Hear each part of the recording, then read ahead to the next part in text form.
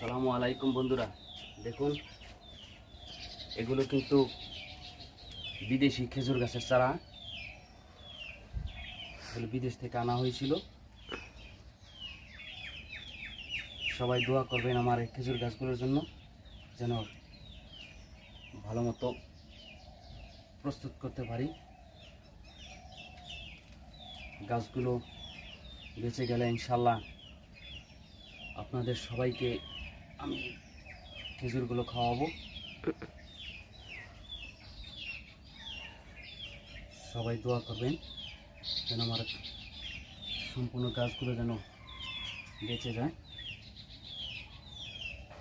গুড়া নড়তাছে, গুঁড়া নড়ুক, আর গুঁড়ায় তো বেশি মাটি দেওয়া যাবে না তো।